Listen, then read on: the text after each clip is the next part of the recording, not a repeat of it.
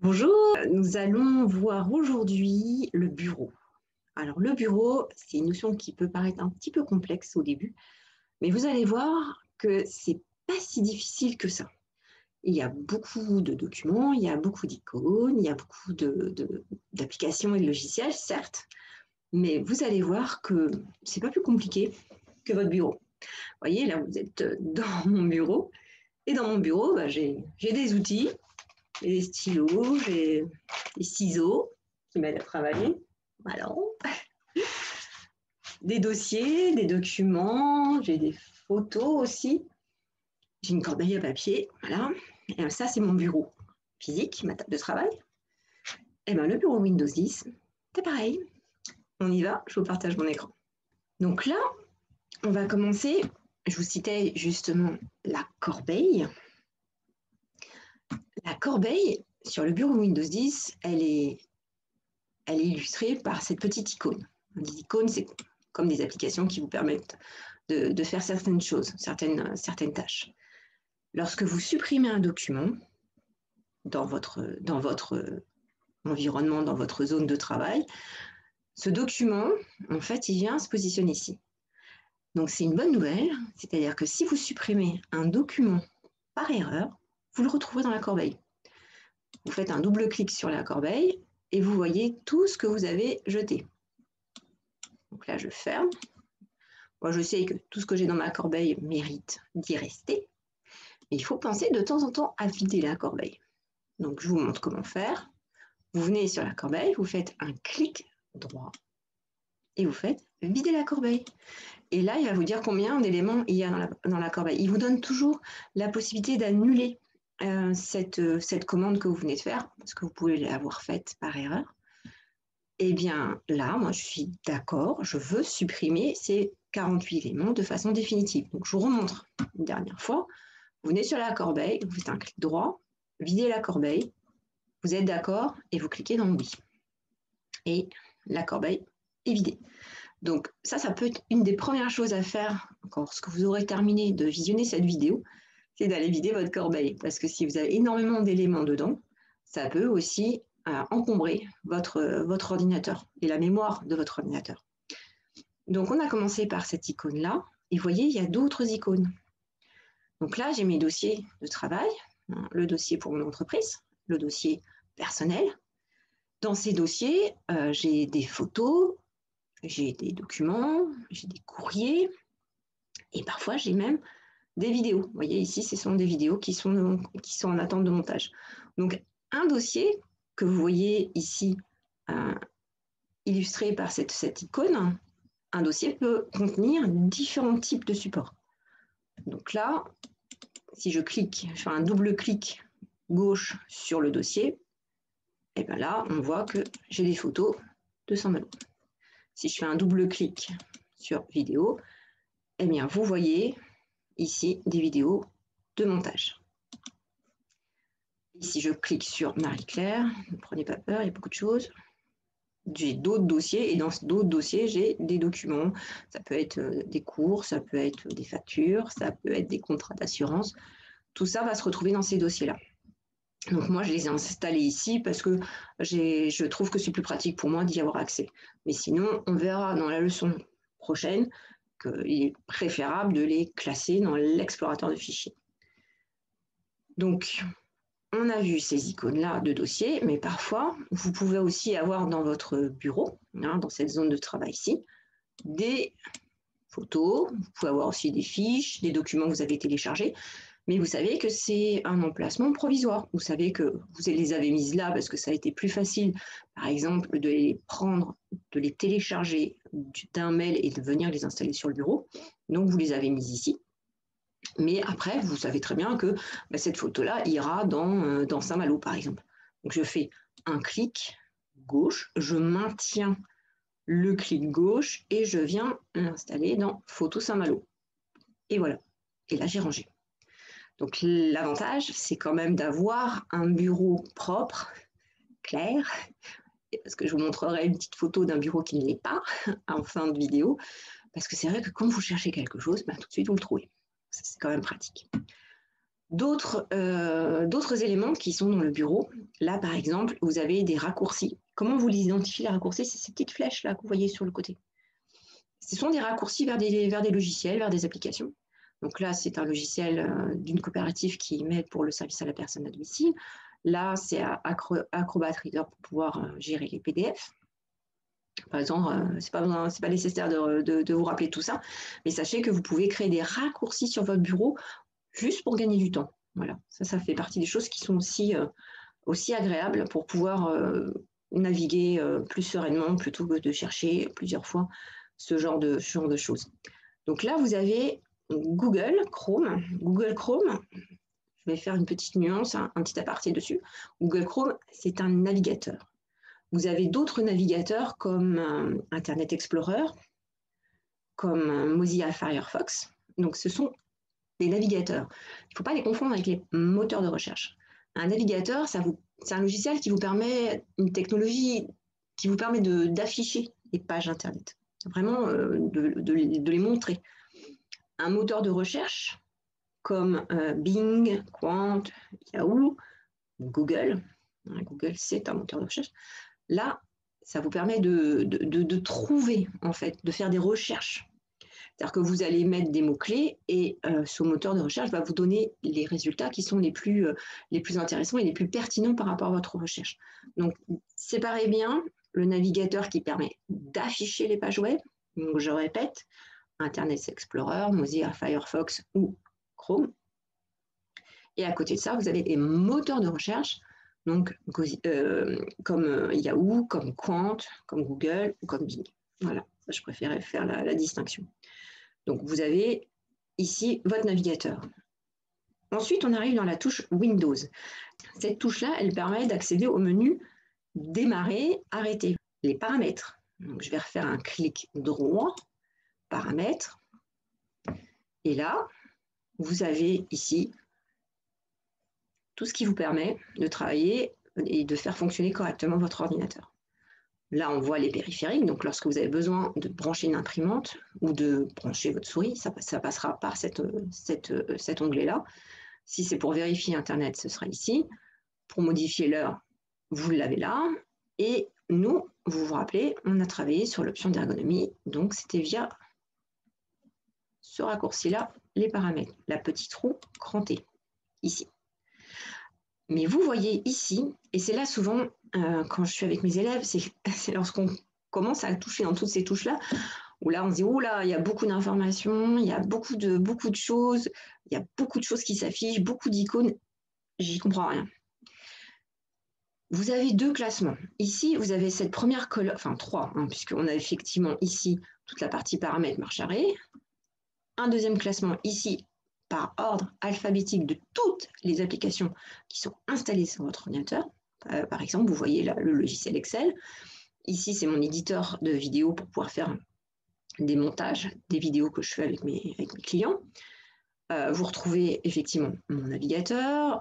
Vous avez aussi LinkedIn qui est un réseau professionnel. On a bien sûr la météo. Voilà. Vous voyez ici toutes les applications. Donc, quand vous téléchargez une application, notamment si vous faites de la visioconférence et que vous avez téléchargé Zoom, si vous voulez vérifier que Zoom a bien été installé, il faudra venir ici, dans la touche Windows, et vous descendez avec la molette tout en bas, puisque c'est classé par ordre alphabétique, et vous retrouverez Zoom ici. Donc là, c'est bon à savoir, ici, il n'y a aucun danger. Vous pouvez aller et venir sur cette fenêtre-là, il n'y a vraiment pas de souci. Là, il n'y a pas d'enjeu ici. Vous êtes juste en train de regarder ce qui est installé sur votre ordinateur. Et sur ce troisième écran, cette troisième fenêtre-là, cette espèce de petite vignette un petit peu dynamique, sur ces vignettes-là, vous pouvez avoir les applications que vous utilisez le plus souvent. Là, par exemple, j'ai Paint qui permet de retravailler des photos. Vous avez Edge qui est un autre navigateur. J'ai la météo de Granville. Moi, j'utilise beaucoup cet outil-là qui s'appelle les captures d'écran. Je pourrais vous montrer éventuellement si ça peut vous intéresser.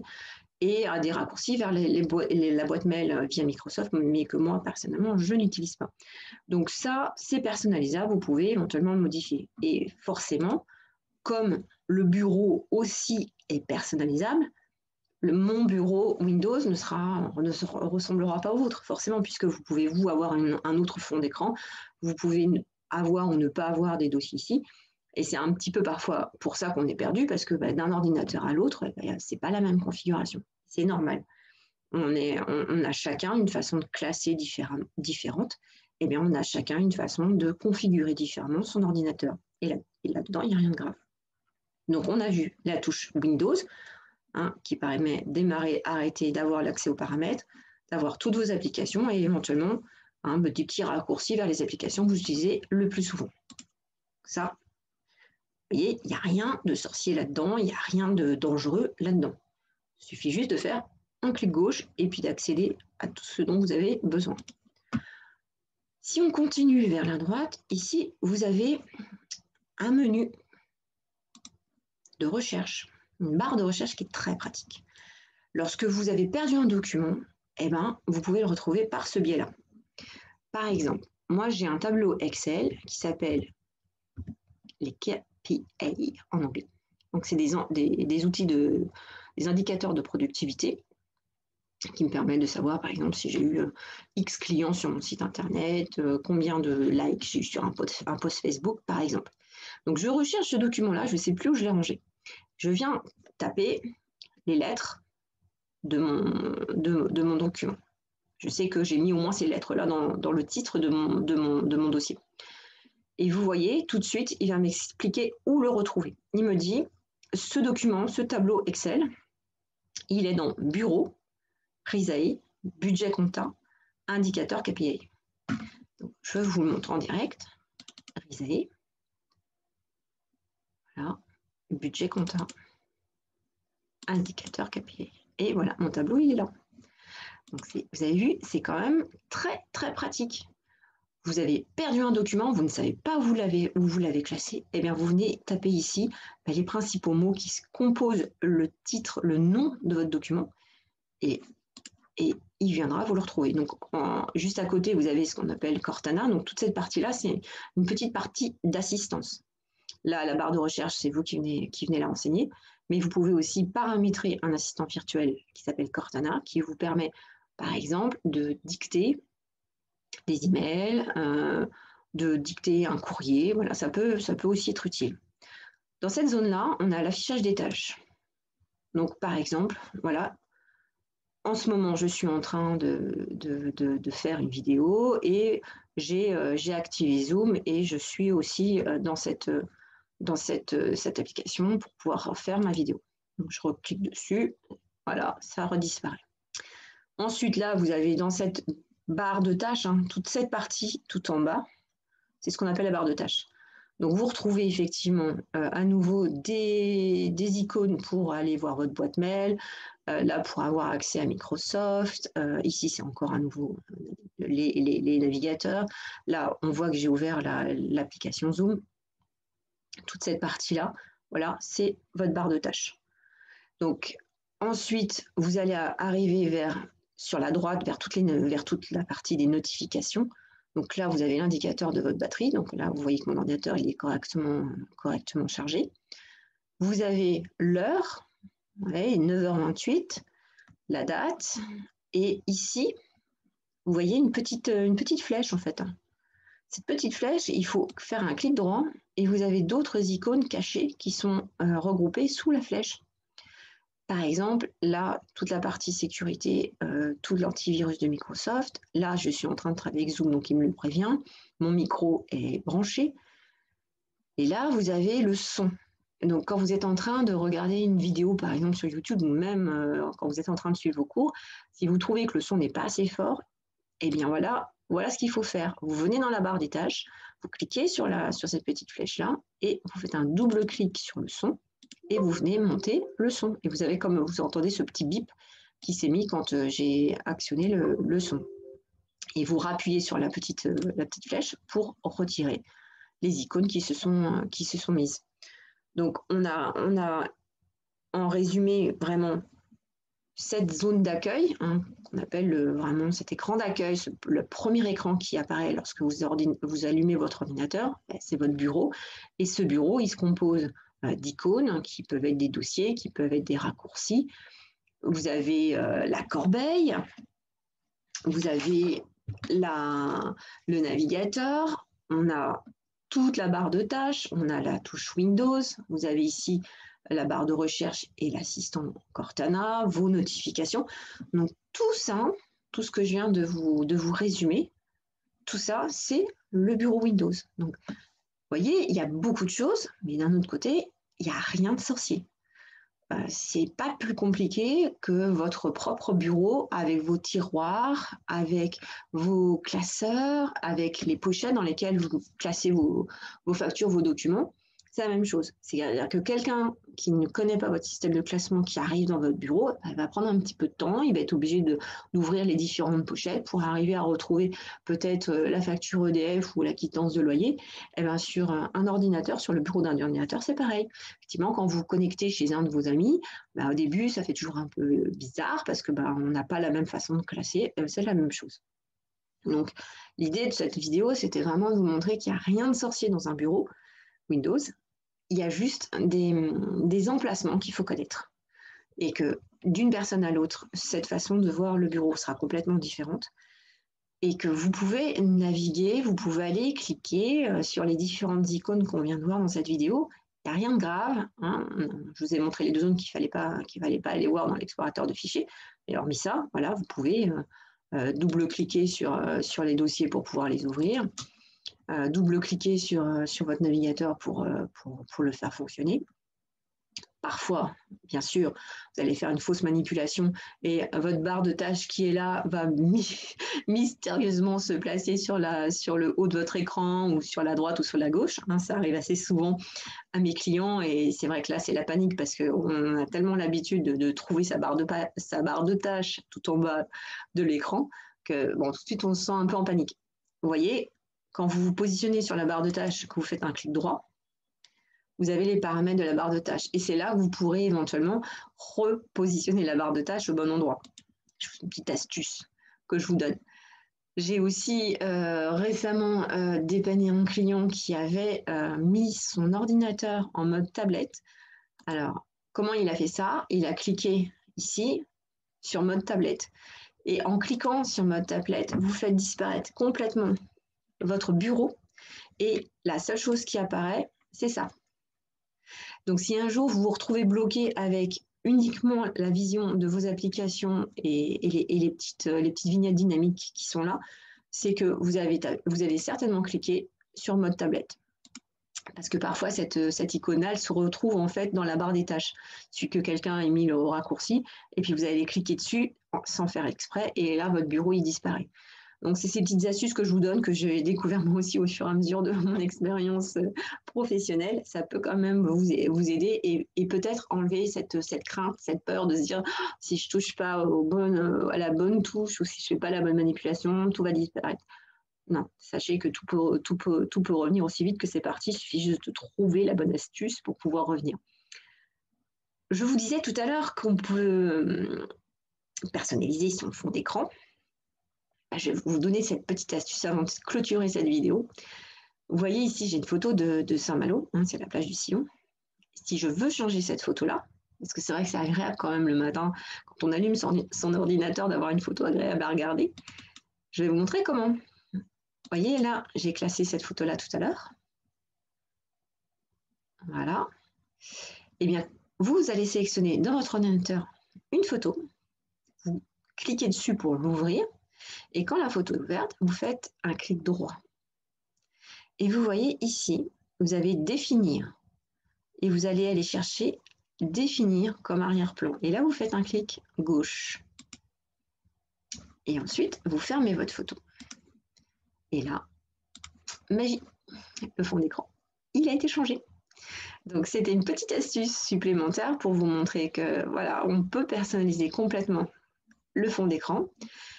Et quelque chose que je voulais vous montrer aussi, pourquoi c'est important de ranger son bureau, parce que sinon, ça peut ressembler à ça. Donc, vraiment, pour pouvoir trouver facilement ces documents, ces dossiers, il faut éviter d'en arriver là. Parce que là, si je vous demande de trouver tel ou tel document, vous allez passer beaucoup de temps, vous allez vous énerver et vous allez finir par dire bah, ah, je ne comprends pas, je suis sûre qu'il est là, je ne le retrouve pas. Donc bien sûr, comme je vous ai montré la petite astuce d'utiliser en fait la petite loupe, cette partie recherche, si vous tapez le nom, vous allez peut-être forcément le retrouver. Mais c'est quand même dommage quand on allume son écran de voir autant d'icônes, autant de dossiers. Voilà. Moi, personnellement, ça m'est arrivé quand je travaillais dans l'hôtellerie d'avoir ce genre de bureau. Et je peux vous assurer que le matin, je n'allumais pas mon ordinateur avec beaucoup d'enthousiasme. Je trouvais ça vraiment inhospitalier, on va dire. Donc, je vous conseille de penser à prendre ce temps-là, de jeter dans la corbeille les documents dont vous n'avez pas besoin. Pensez à le faire régulièrement, pensez à vider votre corbeille régulièrement.